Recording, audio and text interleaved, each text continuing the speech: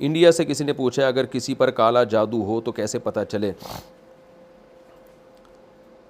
تو پتہ چلانے کی ضرورت نہیں ہے، کیونکہ ان جادوگروں کے پاس آپ جاؤ گے تو پتہ چلے نہ چلے اور 2-4 لوگوں پہ اور جادو ہو جائے گا۔ اس کا حل یہ ہے،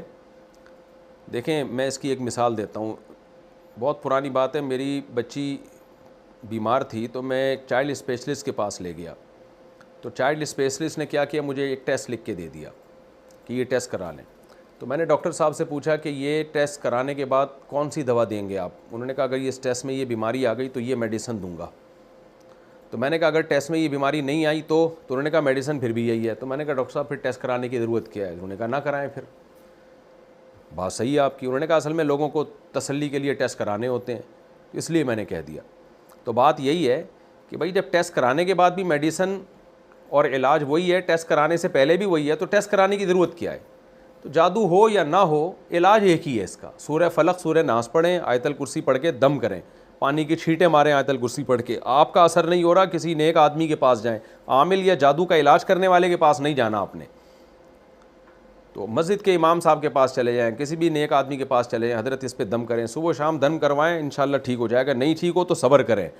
ہر بیماری کا اللہ نے دنیا میں علاج رکھا ہے، لیکن اس کا علاج ہر ایک کو پتہ نہیں ہے، بہت سی بیماریاں لا علاج، عملی طور پہ لا علاج ہیں وہ،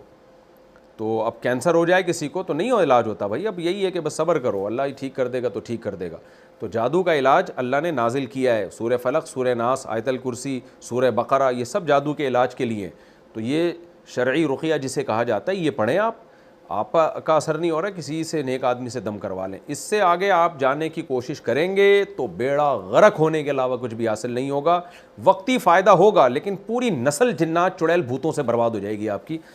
اور پھر مجھے غصہ آنے لگتا ہے کیونکہ میں نے دیکھا ہے نا برباد ہوتے ہوئے لوگوں کو، تو اس لیے بس اتنا کریں آپ، ٹھیک ہو جائے صحیح ہے، اور انشاءاللہ ٹھیک ہو جائے گا۔ ویسے بھی جادو ان لوگوں پہ ٹھیک ہو جاتا ہے جو جادو کو زیادہ لفٹ نہیں کراتے، اور جو لفٹ زیادہ کراتے ہیں ان کا کبھی ٹھیک نہیں ہوتا، وہ الجھے ہی رہتے ہیں اس میں۔ جب ہمارے نبی کو اللہ نے علاج بتا دیا سورہ فلق سورہ ناس، تو جو میڈیسن اللہ نے بتائی ہے وہ آپ کی سمجھ میں کیوں نہیں آ رہی ہے بھائی؟ لیکن بعض لوگوں کی قسمت خراب ہوتی ہے، وہ جاتے ہیں عاملوں کے پاس۔